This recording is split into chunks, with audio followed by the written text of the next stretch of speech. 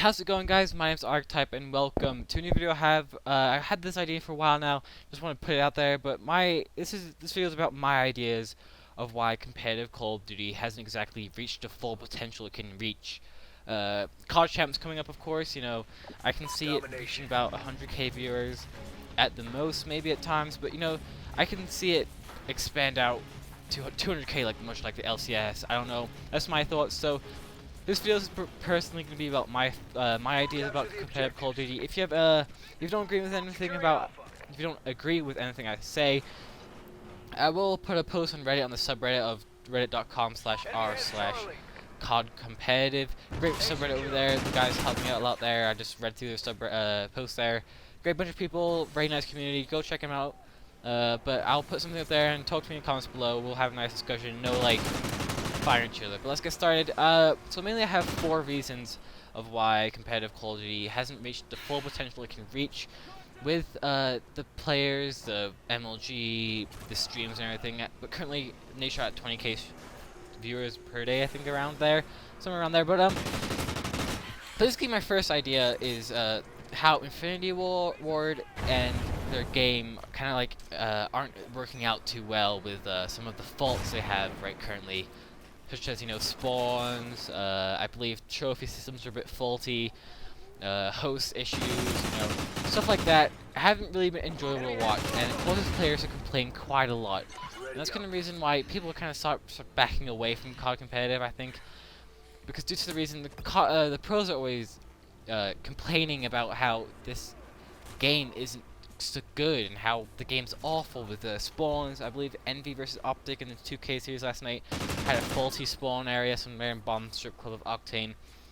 I'm not exactly sure, but something around there. I completely agree with that as well, because sometimes I'm playing pubs, I'm on C flag and they spawn right behind me on Domination. I have no idea. Just the game isn't exactly up to par. But if you look in comparison to Black Ops 2, Black Ops 2 was an amazing competitive game. Broke into, which kind of made this competitive COD scene with all of these viewers and everything, and Optic is along with that. But Infinity Ward have been doing a good job so far. Listening to the fans and the players speaking about how they want clan versus clan better. Of course, they changed the esports rules, but no ranking system quite yet.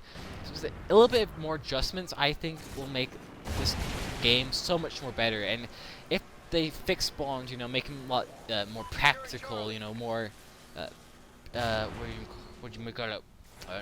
Knowledgeable, I guess. More practical is fine, but that way players stop complaining, fans enjoy the game. And it isn't as boring and stressful for teams as well when they're spawning right behind you.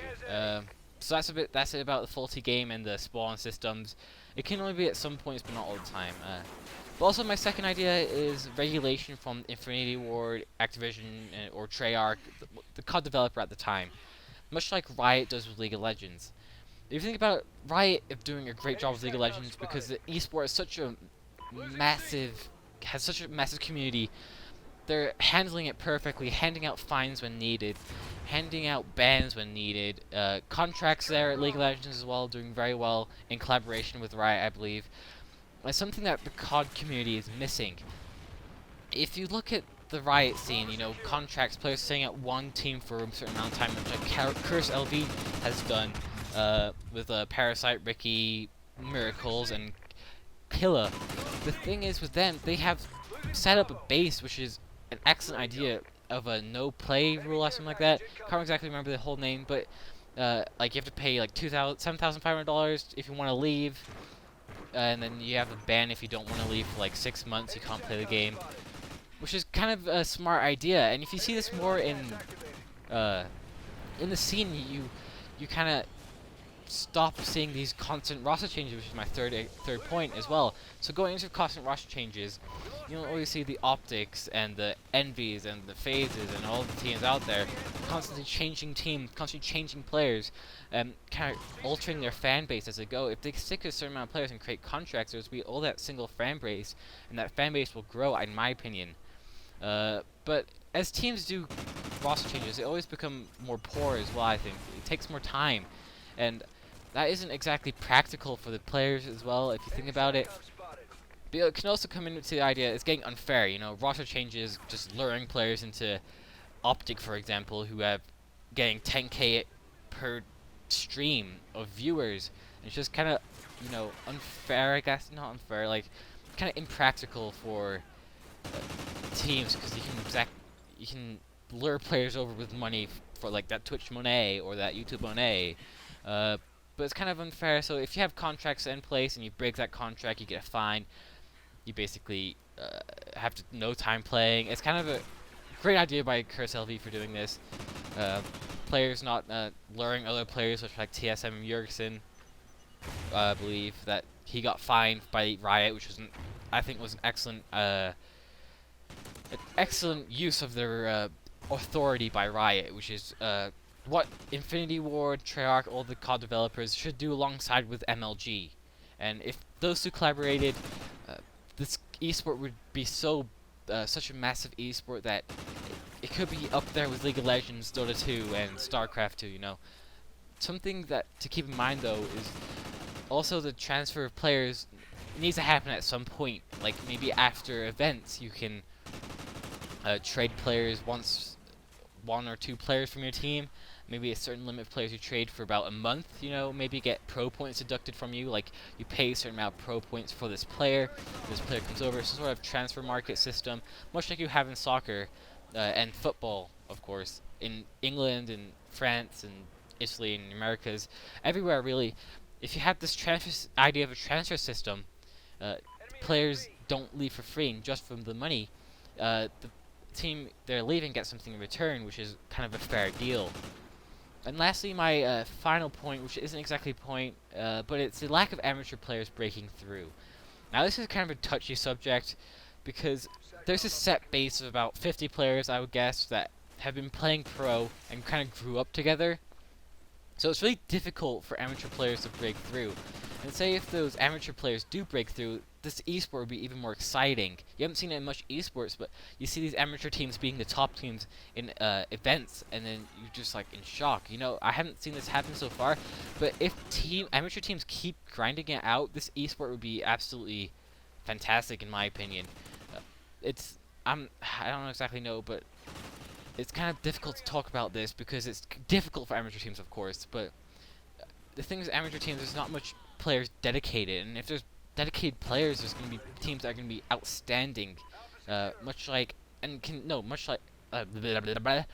compete with the teams like complexity. Maybe, you know, this is my optimistic view of amateur players. This is my view, of course, again. So don't judge me.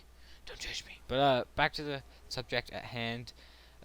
Amateur players breaking through is difficult, but once you get those great group, if they experiment, stay dedicated for, it might take even a year, but if they stay, this esport would be absolutely massive. You know, these players destroying pro teams, maybe, I don't know. But also, my final point, I know this is the fifth point, kind of came up in my head right now, is the way UMG, MLG, and those companies have handled events. And to be honest, watching events haven't been exactly the most enjoyable thing for me. UMG had, I personally think, a poor performance in the first couple days of Philadelphia because there was no face cams, no cameras to see the reactions of the players, just gameplay. It wasn't exactly enjoyable, and the MLG TV streams, of course, isn't the greatest stream, but if they added a little bit of improvements, people start watching it, it will start growing, people will stop backing out. But if these events just became big and like were well performed, I guess you could call it, you know, maybe heartbeat monitors, maybe you know, face cams on top of the monitors, it will make this events enjoyable to watch. Personally, UMG Philadelphia wasn't exactly an enjoyable enjoyable event to watch, just due to the fact there was lack of, you know, lack of money. I get not money, lack of I don't exactly know how to word this. A lack of entertainment there. You know, all they're showing is games. You know, how about players' faces? How about maybe mini games in between games? So like you can see players play while in between games, especially for the Optic fans who aren't when Optic aren't playing. Maybe Optic can do something with MLG or UMG and do something collaborated. But overall, those are my five main reasons why competitive CoD hasn't reached the full potential it can be. Mostly to do with the people behind it, like Activision, the game developers, MLG. Their contribution to the esport needs to be larger. I think they need to start regulating that. But that's gonna be the end of this video, guys. Thank you for watching. If you do not agree with any of my points, make sure to just leave a comment or go to the subreddit. I will post in the description below. I start streaming now every Saturday and Sunday, and follow me on Twitter, everything in the description below, and make sure to have a beautiful day. Adios.